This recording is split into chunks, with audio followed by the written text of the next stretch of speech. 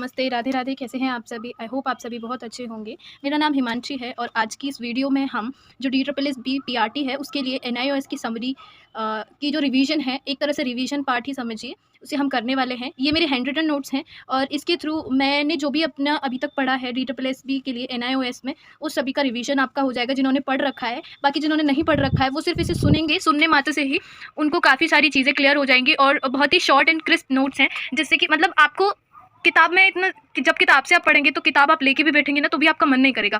मैंने ये हिंदी और इंग्लिश दोनों मीडियम से करके बाइलिंगुअल इसे रखने की कोशिश की है।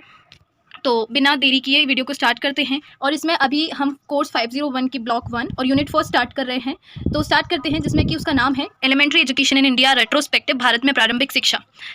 यूनिट 1 है। यूनिट 1 का नेम है इंडियन एजुकेशन सिस्टम।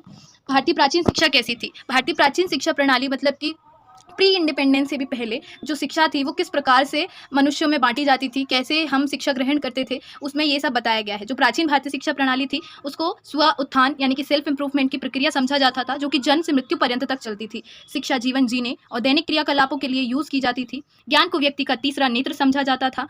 भर्तृहरि ने नीति दशक में भी कहा है कि शिक्षा के बिना जो मनुष्य है यानी कि हम हैं वो पशु समान है। शिक्षा का शुभारंभ उपनयन संस्कार से होता था। It is very important. ये प्रीवियस ईयर का क्वेश्चन है। अगर आप नहीं पढ़ेंगे ना ये DSSB NIOS तो आपको कहीं से भी नहीं पता चलेगा कि शिक्षा का शुभारंभ कैसे होता था। ठीक है, तो वहाँ पे DSSB PRT में NIOS की बुक से क्वेश्चंस जो होते हैं वो NIOS की बुक से लाइन्स में से आ जाते हैं। सीधी सीधी लाइन आ जाती है कि इसका क्या मतलब था, ये कैसे होता था।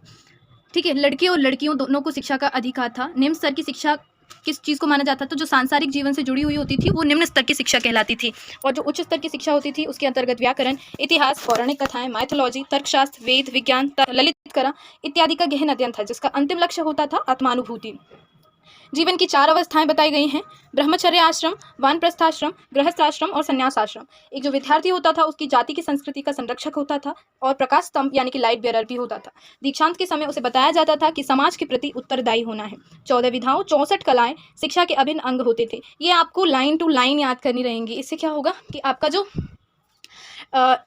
इसे आप जब सुनेंगे तो इससे एक तो आपका टाइम भी बचेगा। टाइम कैसे बचेगा? क्योंकि यहाँ पे जो भी कराया जा रहा है वो बिल्कुल टू द पॉइंट कराया जा रहा है। बिल्कुल मेन चीज़ें उठा के बुक से वो चीज़ यहाँ पे मैंने डाली हुई है जो कि इंपॉर्टेंट है एग्जाम पर्सपेक्टिव से। ठीक है, अध्ययन के लिए विद्यार्थी अपनी रुचि का विषय चुनने का उसको अधिकार होता था। सादगी और आत्म संयम यानी कि सिंप्लिसिटी एंड सेल्फ कंट्रोल विद्यार्थी के जीवन का अंग होता था। जो वेदों का अध्ययन करते थे उनके लिए शिक्षा स्मृति का यांत्रिक प्रशिक्षण यानी कि mechanical training of memory. Mechanical training of memory का मतलब क्या होता है?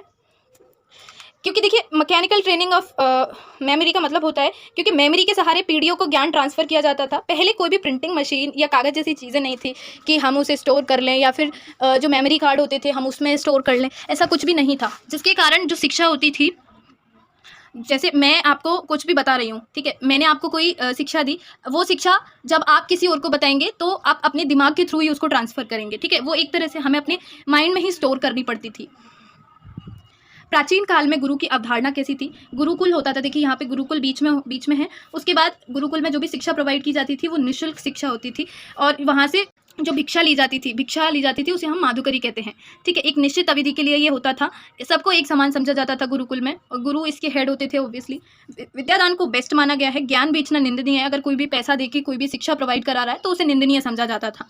धन संग्रहण नहीं कर सकते थे जो भी गुरुकुल के बच्चे। संयम और तप उनमें जरूरी था और अमीर लोग दान देते थे। गुरु जो होता था वो उत्कृष्ट विशेषज्ञ आध्यात्मिक रूप से प्रबुद्ध व्यक्ति होता था। गुरु माता पिता और देवताओं से भी बढ़कर होते थे। एक सही गुरु जो होता था वो जीवन के अंतिम क्षण तक एक विद्यार्थी होता था और ये हमेशा ऐसा होना चाहिए। ये आज की ही बात नहीं है, ये कॉन्सेप्ट हर किसी पे लागू होना चाहिए। हम जो होते हैं वो अपने लाइफ लॉन्ग टाइम मतलब हम अपने अंतिम क्षणों तक कुछ ना कुछ सीखते ही रहते हैं। तो हमें एज अ स्टूडेंट रह के हमेशा कुछ ना कुछ सीखने की कोशिश करते रहना चाहिए और ये कॉन्सेप्ट आज के L3 यानी कि लाइफ लॉन्ग लर्नर के अकॉर्डिंग माना जाता है। गुरु जो होते थे वो एक साथी होते थे, ना कि एक मंच पर विराजमान महात्मा। Guide the stage, no sage on the stage. ठीक है, सारी दुनिया से विद्यार्थी आते थे और जब संख्या ज़्यादा हो जाती थी तो जो गुरु होते थे वो अपने पुराने वरिष्ठ शिक्षकों को सम्मिलित कर लेते थे। अब क्या हुआ, स्कूल जो गुरुकुल है उसमें शिष्यों की संख्या ज़्यादा हो गई। जो भी उनको लगता था कि ये इंटेलिजेंट है, ये दूसरों को एजुकेशन प्रोवाइड करा सकता है, तो वो उसको उसका मॉनिटर बना देते थे। मॉनिटर इन द सेंस कि जैसे पार्टीशन कर देते इन वाले स्टूडेंट्स को, अब आपसे आज से आप पढ़ाओगे। तो ऐसा मॉनिटर जो प्रणाली थी वो इंडियन एजुकेशन सिस्टम की ही देन है। देखिए यहाँ पे मैंने डाला भी हुआ है, मॉनिटर सिस्टम जो है वो प्राचीन भारतीय शिक्षा की देन है। गुरु का जो पुत्र होता था या फिर जो योग्य या फिर जो इंटेलिजेंट स्टूडेंट होता था उसे हम मॉनिटर बना देते थे। लेकिन उत्तर वैदिक काल में क्या होने लगा, मनु काल में वर्ण व्यवस्था के आधार में, मतलब जो ब्राह्मण का पुत्र होगा उसको ही गुरु बनाया जाने लगा, चाहे वह विद्वान हो या ना हो, लेकिन गुरु कौन बनेगा, ब्राह्मण का जो पुत्र होगा। अब इसमें बताया गया है कि जो एक टीचर होता है उसके रोल क्या होते हैं, उसकी ड्यूटीज़ क्या होती हैं। गुरु एक दार्शनिक, माता पिता, धर्म प्रचारक, मिशनरी और पथ प्रदर्शक की भूमिका निभाता था। अध्यापक शिष्य में कैसा संबंध होता था, पिता और पुत्र के जैसा। उपनिषद का शाब्दिक अर्थ बुक में बताया गया है कि समीप बैठना या निकट बैठना होता है। शंकराचार्य ने उपनिषद का अर्थ आत्मविद्या या ब्रह्म ज्ञान को बताया है। मानियर विलियम ने उपनिषद का अर्थ परमात्मा के ज्ञान को प्रकटित कर अंधकार दूर भगा देना, ऐसा उन्होंने बताया है।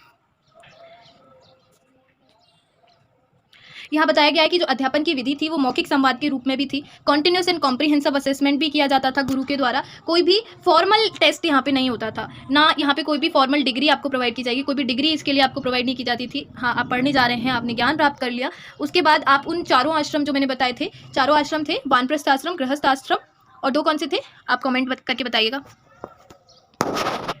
या फिर मेरे को भी बताना पड़ेगा, बताइए बताइए। हाँ, तो दीक्षांत समारोह में जो गुरु होते थे वो घोषणा करते थे विद्यार्थी को वाद विवाद या मंडली के समक्ष अपनी योग्यता सिद्ध करनी होती थी। ठीक है, देन उसके बाद क्या होता, जो विद्यार्थी होता था उसको अपना गुरु और विषय चुनने में स्वतंत्र होता था, और लेकिन जो गुरु होते थे उनके पास लाइक स्पेशल राइट्स होते थे कि वो उसे अपना शिष्य बनाएंगे या नहीं बनाएंगे।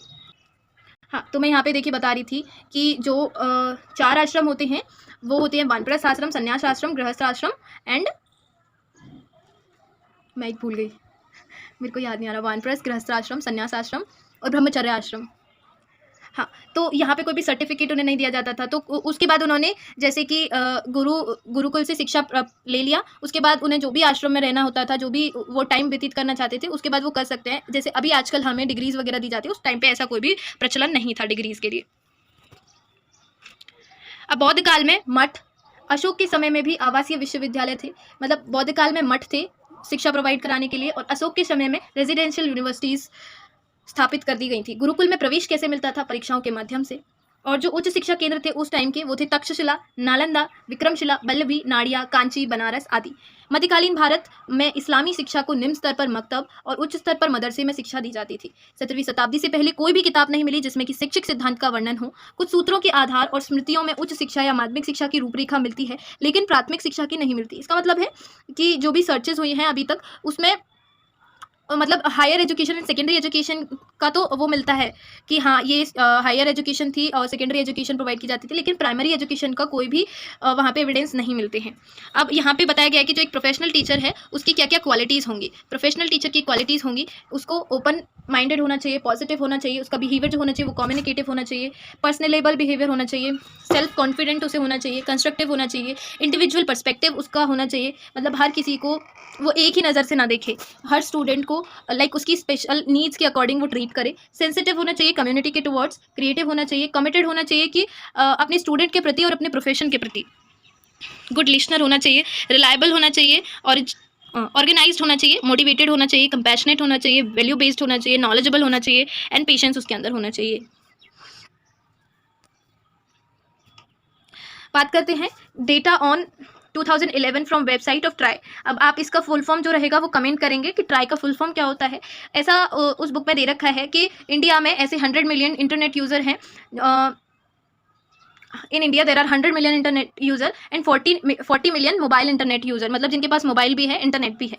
ठीक है, और मोबाइल टेलीफोन का जो ग्रोथ है वो 11.41 मिलियन सब्सक्राइबर हुए हैं एक महीने में। ऐसा रेट, ऐसा ग्रोथ होना उनको दिखा है।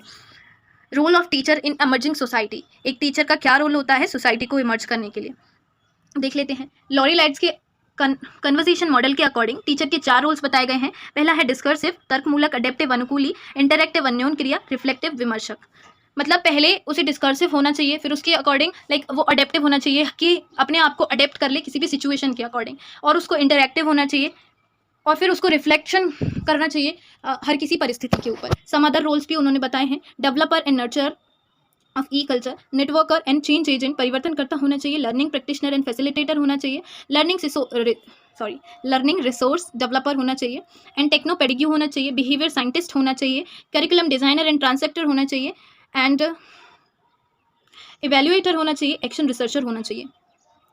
आई होप आप सब लोगों को ये वीडियो के थ्रू कुछ इन्फॉर्मेशन प्रोवाइड हो रही होगी, एंड मैं सीरियसली बता रही हूँ, अगर आप इसे 2 to 3 टाइम्स इस वीडियो को सिर्फ सुनेंगे तो काफ़ी सारी चीज़ें आपको क्लियर हो जाएंगी, और सिर्फ सुनने मात्र से ही आपके बहुत सारे कॉन्सेप्ट क्लियर होते चले जाएंगे। और जब आप इसे सुनेंगे तो क्या होगा, एक आपका माइंड मेकअप बनेगा, और जो चीज़ें आपने सुनी हैं वो आपके सबकॉन्शियस माइंड में रह जाती है। हमें ऐसा लगता है कि हम जो पढ़ रहे हैं वो चीज़ हमें याद नहीं हुई है, लेकिन जैसे ही कोई भी क्वेश्चन हमारे सामने आता है, वो जो भी चीज़ हमने पढ़ी है 3-4 बार, तो उसका क्या होता है, वो हमारे सबकॉन्शियस माइंड में तो होता ही है, एकदम से वो क्लिक हो जाता है कि येस, ये हमने पहले पढ़ा हुआ है, एंड एकदम से उसका आंसर हमें याद आ जाता है। कभी कभी ऐसा होता है और ऐसा ही हमें लगता है। अब आपसे कुछ भी पूछना कि आपका कितना पार्ट क्लियर है, तो आप नहीं बता पाएंगे, लेकिन अगर आपको कोई क्वेश्चन प्रोवाइड कर दिया जाए और आपने वो चीज़ पढ़ रखी है, तो ऐसे बहुत ज़्यादा चांसेस होते हैं कि आप उस क्वेश्चन को कर दोगे, क्योंकि वो आपने पहले 3-4 बार पढ़ रखा है, राइट। तो अभी ये जो है ये प्री इंडिपेंडेंस पीरियड है। प्री इंडिपेंडेंस पीरियड को हम नेक्स्ट वीडियो में करेंगे। ये अभी वीडियो बहुत ज़्यादा लंबी हो जाएगी, और बहुत ज़्यादा लंबी वीडियो मैं करना नहीं चाह रही हूँ। छोटी छोटी वीडियोस लेके आएंगे रिवीजन के लिए, छोटी छोटी वीडियोस के थ्रू ही आपका बहुत अच्छा रिवीजन होने वाला है। तो जो भी प्री इंडिपेंडेंस पीरियड में हमारी एजुकेशन सिस्टम था, उसको हम नेक्स्ट वीडियो में करेंगे। So thank you so much, मिलते हैं नेक्स्ट वीडियो में नेक्स्ट टॉपिक के साथ। तब तक के लिए तब तक के लिए भी बोल दिया, टिल देन भी बोल दिया। टिल देन आप अपनी पढ़ाई अच्छे से करते रहिए, अपना बहुत सारा ध्यान रखिए, और अगर आपके लिए ये वीडियो यूज़फुल है तो आप चैनल को सब्सक्राइब कर सकते हैं ऐसे और कंटेंट के लिए, एंड वीडियो को लाइक करना प्लीज़ मत भूलिएगा। And thank you so much, मिलते हैं नेक्स्ट वीडियो में। Bye bye, take care.